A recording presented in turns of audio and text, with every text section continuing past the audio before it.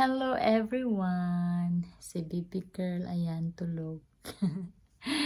Kumusta naman tayong lahat dyan sa Pinas at sa ibang sulok ng mundo? Ako ay, ito, bantay bata pa din. Today pala tayo ay magiligpit ng ating mga damit at kung ano pa mga dapat dalhin kasi bukas kami ay magpa-flight pa Pinas. O, diba? Saya-saya. Saglit lang naman. Yang saya-saya ko kasi, yun, makikita ko naman yung family ko. Isa yun sa mga pinaka the best na, araw sa buhay ko. Yung sabihin ni Dina, uwi tayo ng Pilipinas. Norn, di ba? So, kaya yan mga people, habang tulog yan si baby girl, mag-prepare ako mga people. Ano lang, mga damit ko muna. Ilabas ko na. Tapos, later naman, kay baby girl, pag hindi ako tinamad. Kasi meron pa akong gagawin sa baba. So, yan. Hindi ko na i-vlog yung pagligpit ko ng damit. Kasi, mas matagalan ako. And, maabutan ako nito na magising. Kaya yan. Saya-saya ng aking buhay. Kahit walang pera. Basta makakauwi ng Pinas. Yan lang ating kaligayahan. Ay, nako. Pa! Pinababa ko na kay D yung bag. Yun, oh. Nilagyan ni Katriona sa harap ng pintuan, pati yung basurahan. Ha? Yung mga tape, oh, hindi ko pa tinanggal. Nilagyan ko siya ng mga tape dito para, minsan, maaliw siya. Para hindi mag-ano ba, samok-samok. Para hindi magsamok-samok ni mama. Ha? Pag nagluluto ako, dito siya minsan na-stuck.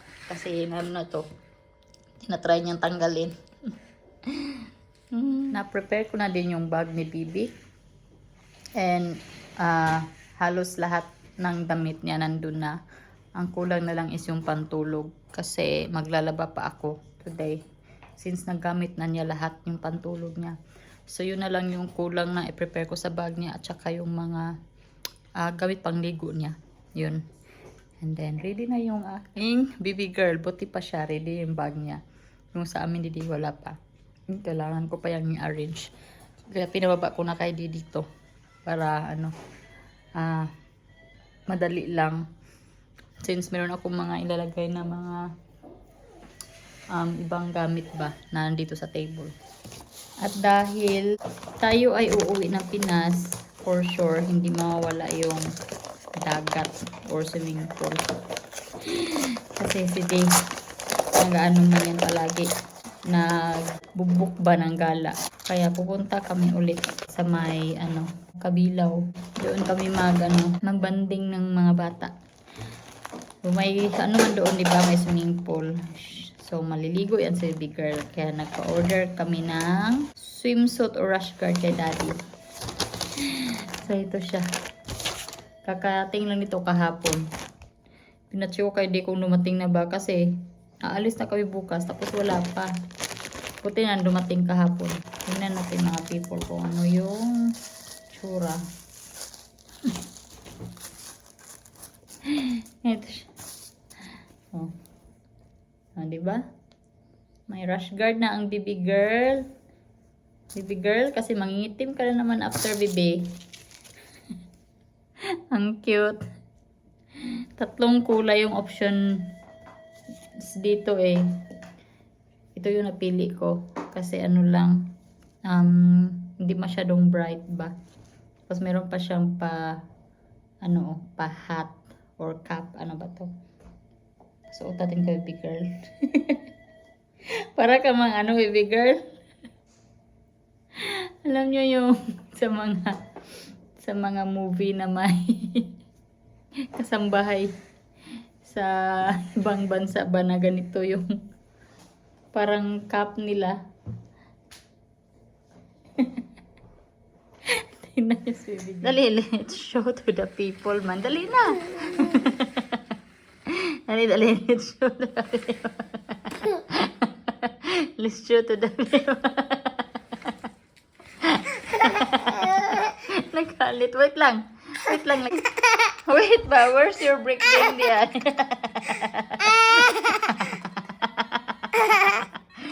Natatawa na iiyak. Brrrr. Oh, wait. Dali. Subukan natin. Ipakita natin.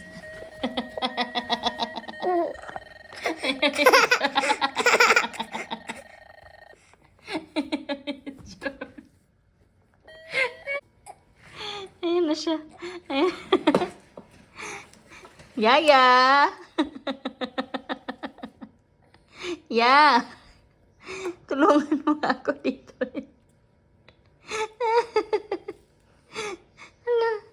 Hala, sige. Isali ko muna to sa labahin ko. Sa mga damit ni Catriona. Tawa man ako kay Bibi. Oy, inahan nga sumugan na Catriona. Sumugan mama. Quick update mga people. Hindi ko nagawa yung pag-continue ng pag-arrange ng aming mga gamit since si Baby Girl hindi nagnap ulit. Pagkagising niya ng alas 3, dire-diretso na laro hanggang 9. So wala akong chance kasi may work din si D, and then yun. Kasi wala talaga yung maleta na binaba ni D. Ayan. Kung saan-saan na siya napunta. Tinutulak kasi ni Baby Girl habang nandun siya sa kanyang walker. Tinutulak niya papuntang pintuan, papunta dito, papuntang sala. Kung saan-saan na niya dinadala. Ayan o, nandyan sa may namin, sa may kusina. Ayan ako, tawa talagang batang yun. Kaya siya napagod talaga siya. Biruin nyo, ilang oras siyang lang, laro-laro, basta ganun. Hindi ko siya pinag-screen time today, as in, binawasan ko yung screen time niya. Kasi diba dati, pinapanood ko siya ng Miss Rachel or Wiggles pag may ginagawa ako or kung may dapat akong gawin. Kasi para magstay lang siya doon ba sa sala, hindi siya maggapang-gapang dito. Kasi mahirap na pag hindi ko mapansin, nakakatakot. Pagka kung ano-ano yung may subo, nagwawalis naman ako, nagva-vacuum, pero hindi natin alam, baka may makita ba na hindi ko nakita tapos isubo, and then hindi ko mapansin since kami lang man dalawa dito palagi, and baka madapa or mabagok ba yung ulo kasi dito sa halaman yan, nag-ano na siya dyan, tayo hanggang dyan sa may TV, dyan sa may sofa, basta kung saan na yan siya na napunta yan si Baby Girl.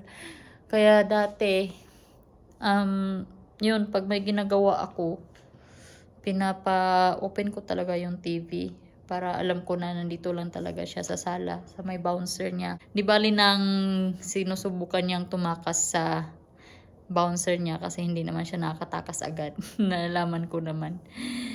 Pero ngayon, nililimit ko na yung screen time niya kasi minsan hindi na siya nakikinig pag tinatawag ko yung pangalan niya.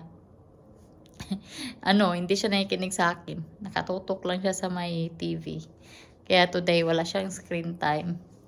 And sa mga siguro darating pa na araw. Anyhow, uwi naman din kami ng Pinas. Walang screen time doon siguro kasi marami namang kalaro si Baby doon. We'll see. Hindi naman totally din yun mawawala talaga. Lalo na pag dito kami sa bahay tapos may importante akong gagawin na kailangan talaga siyang ma-distract or whatever na mas sa kanya ba, nakaka-safe or mas safe para sa kanya. Kasi natatakot talaga ako mga people pag iniwan ko lang siya na gagapang-gapang dito kahit sabihin malapit lang yung kusina at saka yung sala. Kasi isang iglap mo lang, hindi mo alam na nandyan na pala yan, nakatayo na dito sa may TV or whatever, kung ano-ano na yung hinihila. So, better safe than sorry na lang talaga. So, yun, wala akong nagawang pagliligpit today. So, bukas na lang. Ano naman tayo nito bukas, ninja moves. Anyhow, 8 din naman yung flight namin. 2:55 ata ng madaling araw. So, aalis kami dito ng 11:45. Yun yung binuking ni Dina taxi. So, may time pa ako magligpit at kung ano-ano pa dito. So, yun lang guys. Uy, kasi mag 5 minutes na lang, 11 o'clock na. Kailangan kong matulog. Sabi nga ni Dina, matulog daw ako ng maaga kasi bukas wala kaming tulog. So, yan, si D. At saka si baby girl. Kanina pa sila tulog, mga 10. 10. Ako, hindi pa. Natulog na ako. Akyat na ako sa taas para makatulog na rin ako. And hanggang dito na aking vlog, mga people. Sorry. Maraming salamat sa inyong palaging panonood. Ingat kayo palagi. God bless and bye.